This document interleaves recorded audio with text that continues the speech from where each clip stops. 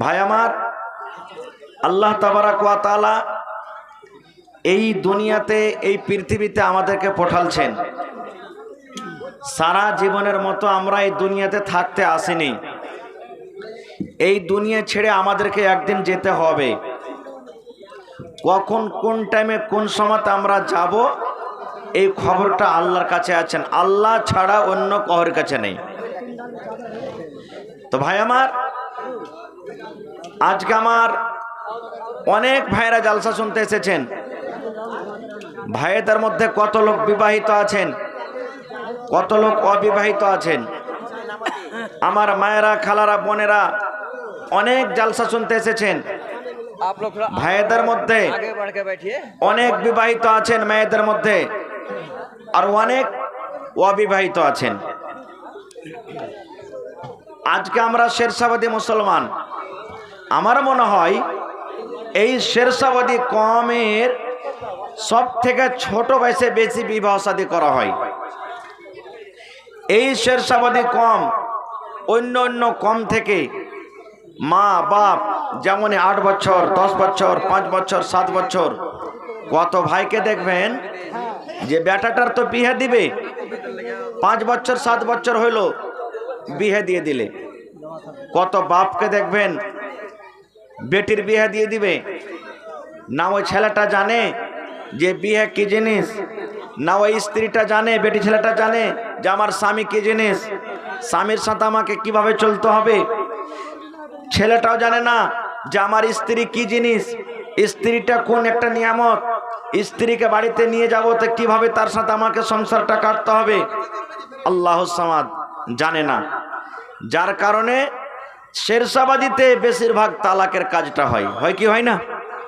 হ্যাঁ না বলেন? শেরশাবাদীর মতন তালাক অন্য কোনো জাতিতে না হয় না মনে হয়। আর দেখবেন মহিলা আদালতে, মহিলা কোর্টে 100টা কেস যদি জমা আছে, 100টা কেসের মধ্যে 80টা কেস শেরশাবাদীর আছে। আর 80টার মধ্যে ৭৭টা কেস শুধু ছেলে এবং মেয়েদের কেস আছে। কেন? কারণ একটাই, যে আমাদের মধ্যে শিক্ষা নাই, আমাদের মধ্যে জ্ঞান নাই, আমাদের মধ্যে তালিম নাই। আর এই যে কেস মোকদ্দমা হওয়ার একটা এক কারণ, যে আমরা ছোটতে নিজের ছেলে এবং মেয়ের বিবাহ দিয়ে দিছি। ভাই আমার, আল্লাহর নবী মোহাম্মদ সাল্লাল্লাহু আলাইহি সাল্লাম 1400-1450 বছর আগে যুবকদেরকে ডাকতে বলছেন, ইয়া মাশারাশ শাবাব, এই যুবকের দল যারা জওয়ান হয়েছো, যদি তোমার বিবাহের প্রয়োজন থাকে, বিবাহ করার তোমার শক্তি থাকে, তাহলে তুমি বিয়ে করো। এখানে রাসূল বাতের কথা বলেছেন। বাতের মুহাদ্দিসিনে কেরাম কয়েকটা মানে নিয়েছেন। তার মধ্যে হলো কি, যাকে তুমি স্ত্রী করে বাড়িতে নিয়ে আসবে, তার সাথে যদি তোমার সহবাস করার শক্তি থাকে, মিলন করার তোমার ক্ষমতা থাকে, তাকে যদি একটা বাড়ি দিতে পারো, ঘর দিতে পারো, তাকে কাপড় দিতে পারো, তার যেগুলা জীবনীয় দরকার যদি তুমি আদায় করতে পারো, তাহলে তুমি বিয়ে করো। কিন্তু সুবহানাল্লাহ, এখানে জীবনীয় দরকার আদায় কি করবে ভাই? বাপ তো জানছেন যে বেটার বিয়ে দিতে গেলে 2 লাখ 3 লাখ টাকা পাওয়া যাবে, তখন কি করবে? বেটা বড় হয়ে গেছে, এখন বিয়ে দিতে হবে। এবার ওই বাপ তো জানে না যে 3 লাখের বদলাতে আমাকে 5 লক্ষ টাকা আদায় করতে হবে। বিয়ে তো হয়ে গেল, 1 মাস 2 মাস 3 মাস 4 মাসের পর হঠাৎ করে একদিন শুনতে পাওয়া গেল যে ওই ছেলেটাকে ধরে ওর শ্বশুরেরা বেঁধে দিয়েছে। এবার বলছে 5টা মানুষ লিয়াই আর দিয়া তালাক করিয়ে বাড়ি থেকে নিয়ে যা। এরকম হয়েছে না হয় না? সুবহানাল্লাহ। আল্লাহর নবীর জামানাতে, এই আমার ভাইয়েরা, মায়েরা, খালারা ভালো করে শোনেন, আল্লাহর নবীর জামানাতে এক বাপ নিজের বেটির বিবাহ দিবে। বাপ নিজের বেটির বিবাহ দিবে। বেটি বলছে, আব্বু আমি বিয়ে করব না খো। বাপ বলছেন তোমার বিয়ে দিব। বেটি বলছে, আব্বু আমি এখনো বিয়ে করব না খো। বাপ চলে গেলেন নবীর দরবারে, আল্লাহ রাসূলকে শিকায়ত করলেন, নবীজি আমার মেয়ের, আমার বেটির বিবাহ আমি দিব, কিন্তু আমার বেটি তাইয়ার হয় না, রাজি হয় না, আপনি আমার বেটিকে তো একটু বুঝান। রাসূল বললেন, তোমার বেটিকে এনেছো? বলছে না। বলছে, যাও তোমার বেটিকে নিয়ে এসো। পরের দিন বেটিকে সাথে করে চলে গেলেন। এবার রাসূল বলছেন যে, আরে বাবা, তোমার আব্বা নাকি তোমার জন্য একটা সুন্দর বর ছেলে খুঁজেছে, তোমার বিয়ে দিবে, আর তুমি বলছো যে আব্বা আমি বিয়ে করব না। কেমন কি খবর? তোমার আব্বা যদি তোমার জন্য একটা ছেলে খুঁজছে, তুমি রাজি হয়ে যাও। এই আমার মায়েরা, খালারা, ভাইয়েরা, নবীর হাদিস শুনেন। এবার সেই বেটি ছেলে, সেই মহিলাটা আল্লাহ রসুলকে প্রশ্ন করছেন, কি জানেন? আল্লাহর নবী গো, আমার বাপ আমার বিয়ে দিবে, আমি রাজি হয়ে যাব গো দয়ার নবী। আল্লাহর নবী গো, বাপ আমার বিয়ে দিবে, আমি রাজি হয়ে যাব, কিন্তু নবী গো আমার একটু জানার দরকার রয়েছে, যে আমার স্বামী হবে, ধরেন আমার বিয়ে হয়ে গেল, যে আমার স্বামী হবে, আমি যার স্ত্রী হব, আমাকে আমার স্বামী বিয়ে করে তার বাড়িতে নিয়ে চলে যাবে। এবার বাড়িতে যাওয়ার পর আল্লাহর নবী গো, আমার স্বামীর আমাকে কতটুকু কথা মেনে চলতে হবে, আমার ওপরে আমার স্বামীর কতটুকু হক রয়েছে গো নবীজি, আমার স্বামীর কতটুকু কথা আমাকে মানতে হবে গো দয়ার নবী, একটু বলে দেন। এবার রসুল বললেন, মহিলা, তোমার ওপরে তোমার স্বামীর অতটুকু হক রয়েছে, তোমার উপরে তোমার স্বামীর অতটুকু হক রয়েছে আল্লাহর বান্দে। রসুল বললেন, মহিলা,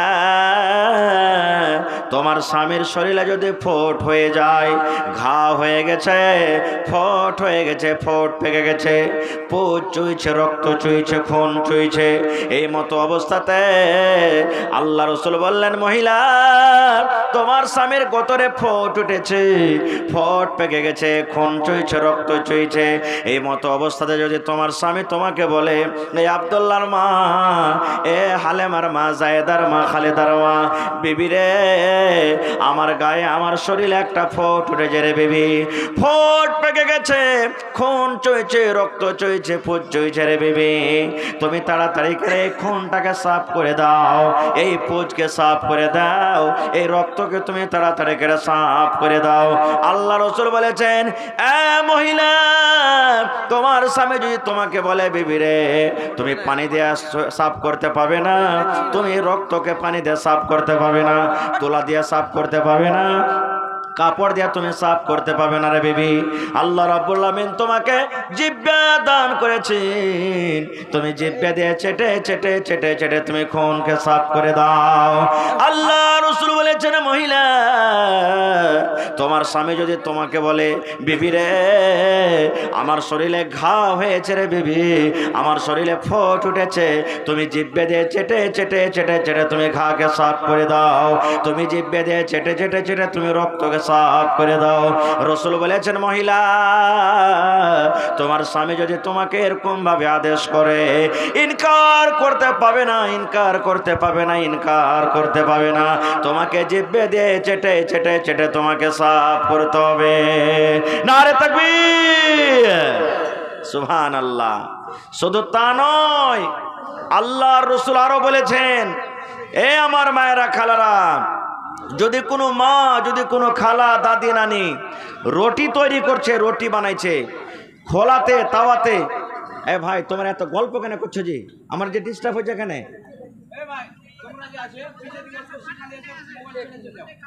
এত কেন তোমরা ডিস্টার্ব করছো?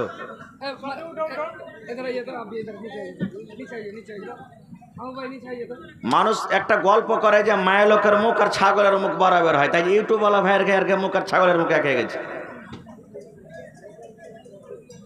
আরে লাগিয়ে দিলে মোবাইল লক করে বসে থাকো। কোনো কথা কহার আছে তো একটু ইশারাতে কহো, আস্তে কহো। আল্লাহ রাসূল সাল্লাল্লাহু আলাইহি সাল্লাম বলেছেন, যদি মহিলাদের ব্যাপারে রাসূল বলেছেন, এ মহিলা, তুমি বাড়িতে আছো, তোমার স্বামী মাঠ থেকে, ঘাট থেকে কাম কাজ করে তোমার স্বামী বাড়িতে ঢুকছে, তোমার স্বামী বাড়িতে আসছে, গরমের টাইম, ঠান্ডার টাইম, যে কোনো সময় হোক, যে কোনো টাইম হোক, তোমার স্বামী যদি তোমাকে এসে বলে, বিবি রে, এক গ্লাস তুমি পানি দিয়ে দাও, বিবি আমাকে পিপাসা লেগেছে, এক গ্লাস পানি তুমি দেবে দাও, বিবি আমাকে ক্ষুধা লেগেছে, আমাকে তুমি খাবার দাও। কিন্তু সুবহানাল্লাহ, মা খালারা যদি কোনো অন্য কাজে ব্যস্ত থাকে, চট করে বলে দিবেন, একটু তুমি দেখতে পাও না যে আমি কাজ করছি, পানিটা তুমি নিয়ে খেতে পারবে না কো? আমাকে তুমি দেখতে পাও না যে আমি রুটি বানাচ্ছি, তুমি একটু নিয়ে খেতে পারবে না কো? এরকম ভাবে উঁচা আওয়াজে কথা বলবে। কিন্তু ওরে সুবহানাল্লাহ, আল্লাহ রাসূল বলেছেন, ও আমার মায়েরা খালারা শুনেন, নবী বলেছেন, মহিলা তুমি রুটি তৈরি করছো খোলাতে, তোমার রুটি হয়েছে, তুমি রুটি ওঠার জন্য হাতটা বাড়িয়ে দিয়েছো, হাত তুমি বাড়িয়ে দিয়েছো, তোমার রুটি উঠার জন্য তুমি হাত বাড়িয়ে দিয়েছো, এখন তুমি রুটিটা উঠিয়ে নিবে। এই মতো অবস্থায় তোমার স্বামী যদি তোমাকে বলে, বিবির এক গ্লাস পানি দিয়ে দাও, আমাকে ক্ষুধা লেগেছে, পানি দিয়ে দাও, আমাকে খাবার দিয়ে দাও, আল্লাহ রাসূল বলেছেন, মহিলা তোমার রুটি জ্বলে যায়, তোমার রুটি পুড়ে যায়, তুমি ছেড়ে দাও, রুটি বানা ছেড়ে দাও, তোমার রুটি পুড়ে যায়, তোমার রুটি ছাই হয়ে যায়, তাড়াতাড়ি করে তোমার স্বামীর কাছে তুমি চলে যাও। এই কথা তুমি বলতে পাবে না, স্বামী গো 2 মিনিট দাঁড়ান, স্বামী গো 5 মিনিট দাঁড়ান, স্বামী গো 10 মিনিট দাঁড়ান, এক্ষুনি আমি আসছি, এক্ষুনি আসছি, আপনার কাছে আমি এখনই আসছি। আল্লাহ রাসূল বলেছেন, মহিলা তোমার রুটি জ্বলে যায়, পুড়ে যায়, ছাই হয়ে যায়, তাড়াতাড়ি করে তোমার স্বামীর কাছে তুমি চলে যাও। সুবহানাল্লাহ।